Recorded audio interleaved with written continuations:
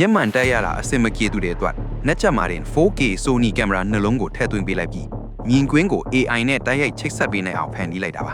အားလုံးပဲမင်္ဂလာပါ W Tech ကနေကြိုဆိုပါရစေဒီနေ့မှာတော့ CES 2026နည်းပညာပွဲမှာ Razer ကလူတွေကိုအံ့ဩသွားစေမဲ့ concept အသစ်တစ်ခုကိုယူဆောင်လာခဲ့ပါတယ်အဲ့ဒါကတော့ Project Motoko လို့ခေါ်တဲ့ AI နှက်ချက်ပဲဖြစ်ပါတယ် AI မျက်မှန်ရဲ့အခါမှာ Razer ကလမ်းကြောင်းသစ်ဖောက်လိုက်ပါတယ်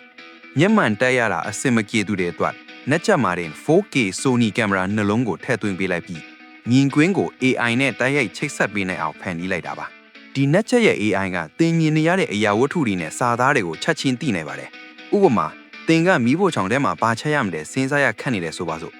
ဟေးမိုတိုကိုငါရှင်းမှာရှိတဲ့ဒီပစ္စည်းတွေနဲ့ပါဟင်းချက်လို့ရမလဲလို့မေးလိုက်ရင်ရတာပေါ့ကျွန်တော်မြင်နေရပါတယ်ခေါက်ဆွဲကြောက်ခရမ်းကျင်သည့်ကျက်သွန်ဖြူဝက်ပောင်ကြောင်နဲ့ဟင်းသီးဟင်းရွက်တွေရှိနေတာပဲဒါရီနဲ့ခေါက်ဆွဲတုပ်ဒါမှမဟုတ်ပါစတာတစ်ပွဲလုံးစားမလားလို့ပြန်ဖြေပေးမှာပါ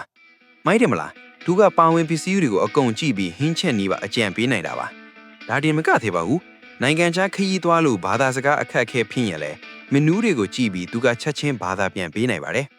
Razer ရဲ့ပြောကြားချက်အရဒီnet chat ဟာ LLM agnostic ဖြစ်တဲ့အတွက်သင်နှစ်သက်ရာ Grok ChatGPT ဒါမှမဟုတ် G မနိုင်တို့တဲ့ chipset အသုံးပြုနိုင်မှာပါ game ဆော့တဲ့အခါမှာလည်းဒါဟာတကယ်ကိုအသုံးဝင်ပါတယ်ဥပမာသင်က boss တကောင်ကိုဘလို့တိုက်ရမှန်းမသိဖြစ်နေရင် AI ကိုမေးလိုက်ရုံပါပဲ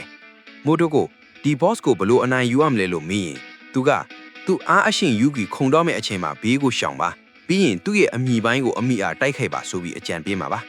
မိုက်တယ်မလား game ထဲမှာဘလို့ weapon လိုတော့မျိုးသုံးသင့်လဲဆိုတာကိုလည်း screen ကိုကြည့်ပြီးဖြိုးပြပေးနိုင်ပါသေးတယ်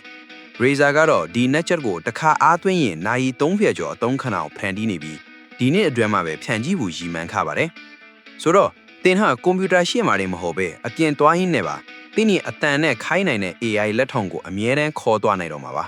Project Motoko ဟာ wearable AI လောကမှာတကယ်ကိုထူးခြားတဲ့ခြေလှမ်းတစ်ခုပါ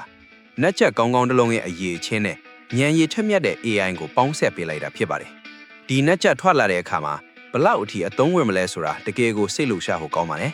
နောက်ဗီဒီယိုမှာပြန်တွေ့ကြမယ်